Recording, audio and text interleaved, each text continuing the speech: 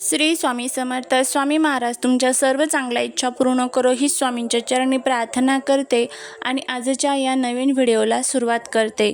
जेव्हा संकष्टी चतुर्थी मंगळवारी येते तेव्हा तिला आपण अंगारकी संकष्टी चतुर्थी म्हणतो.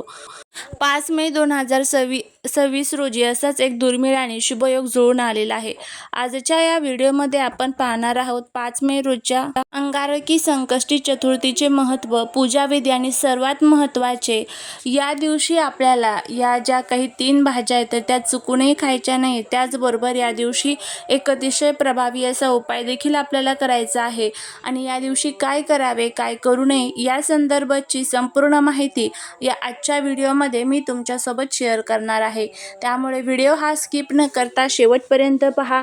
जर या तुम्ही चॅनलवरती नवीन असाल तर चॅनलला सबस्क्राईब करा आणि असेच माहितीपूर्ण नवनवीन व्हिडिओ पाहण्यासाठी बेल आयकॉनलाही प्रेस करा, म्हणजे जेव्हा कधी मी नवीन व्हिडिओ अपलोड करेल त्याचं नोटिफिकेशन सर्वात अगोदर तुम्हाला भेटेल आणि तुम्ही एक पण व्हिडिओ मिस करणार नाही.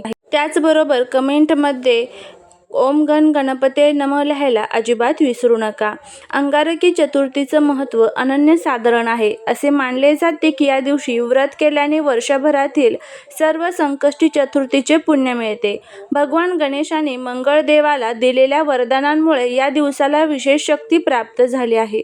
ज्याच्या कुंडलीत मंगळ दोष आहे किंवा ज्याच्या कामात सतत अडथळे येतात त्यांच्यासाठी हा दिवस खूप फलदायी ठरत असतो. संकष्टी चतुर्थीचे व्रत हे चंद्रदर्शनाशिवाय पूर्ण होत नाही.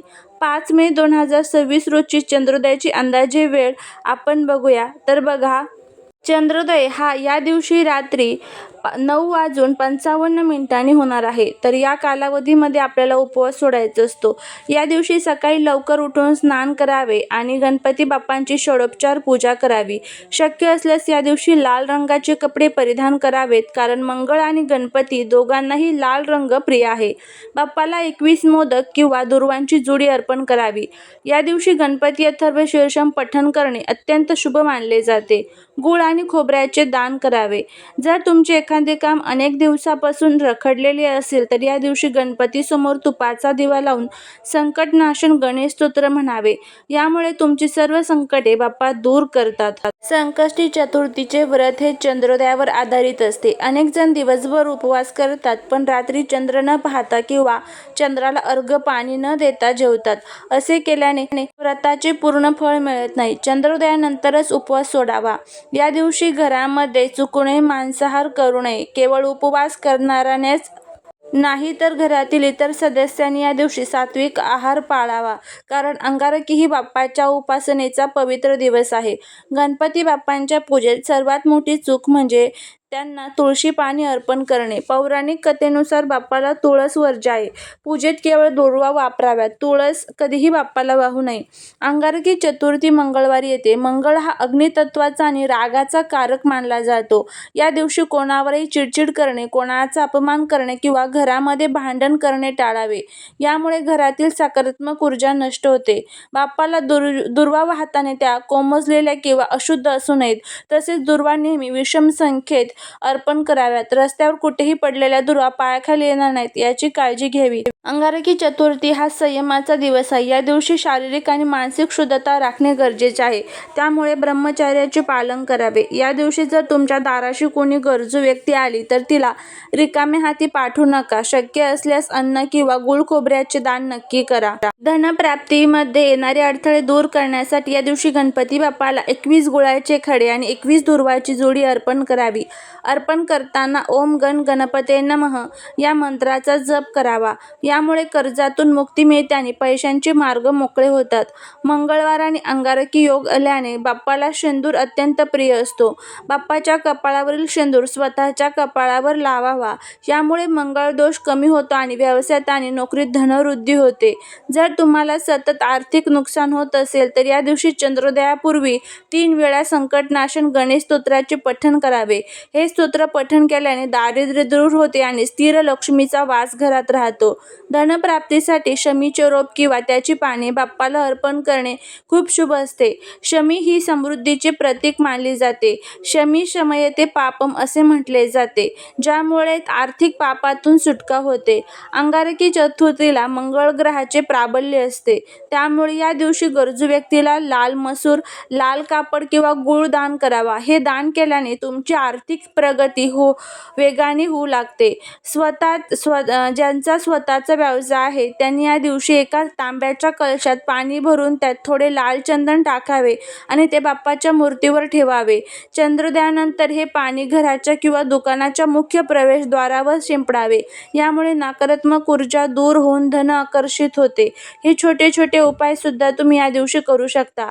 5 मे मंगळवार येत असलेली अंगारकी संकष्टी चतुर्थी वर्षातील शेवटची आणि सर्वात मोठी अंगारकी संकष्टी चतुर्थी. आपण सर्वजण बाप्पांची मनोभावे पूजा करतो, उपवास करतो. पण तुम्हाला माहीत आहे का, या दिवशी कळत नकळत आपण अशा काही भाज्या खातो ज्यामुळे बाप्पा क्रोधित होऊ शकतात आणि आपल्यावर संकटांची मालिका सुरू होऊ शकते. 99% लोकांना या नियमांची माहिती नाही. आजच्या या व्हिडिओमध्ये आपण जाणून घेणार आहोत या दिवशी नेमक्या कोणत्या भाज्या विसरूनही आपल्याला खायच्या नसतात, यामागे शास्त्रीय कारण काय आहे या संदर्भाची संपूर्ण माहिती. चतुर्थी हा संयम आणि भक्तीचा दिवस आहे. काही भाज्या शरीरात तामसिक ऊर्जा म्हणजेच राग, आळस निर्माण करतात, त्यामुळे उपासनेमध्ये बाधा येते.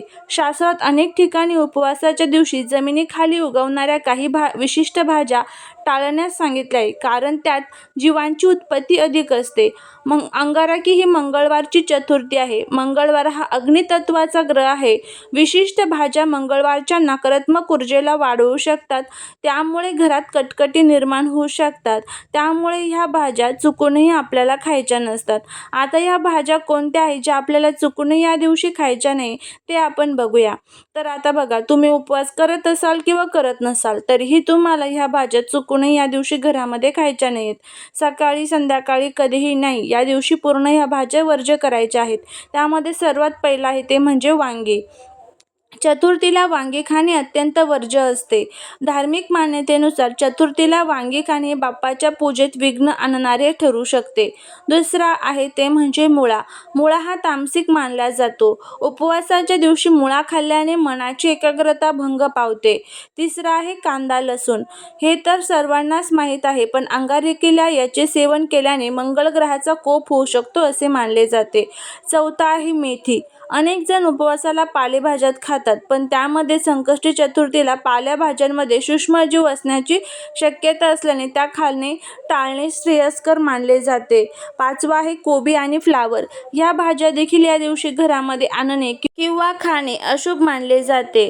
उपवासासाठी तुम्ही बटाटा, रताळे, शेंगदाणे, साबुदाणा आणि रताळे यासारख्या सात्विक पदार्थ खाऊ शकता.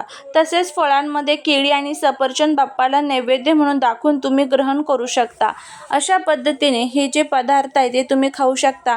आणि ज्या भाज्या मी तुम्हाला सांगितलेल्या आहेत तर त्या चुकूनही आपल्याला या दिवशी खायच्या नाहीत. बघा, या भाज्या जर आपण खाल्ल्या तर बाप्पा क्रोधित होतात, कारण हा वर्षातील शेवटचा योग आहे. त्यामुळे ह्या ज्या चुका आहेत चुकूनही करू नका. जर तुम्हाला हा व्हिडिओ आवडला असेल तर लाईक, शेअर आणि सबस्क्राईब करायला विसरू नका. भेटूया पुढच्या एका छानशा नवीन व्हिडिओत एका नवीन माहितीसोबत. तोपर्यंत सर्वांना श्री स्वामी समर्थ.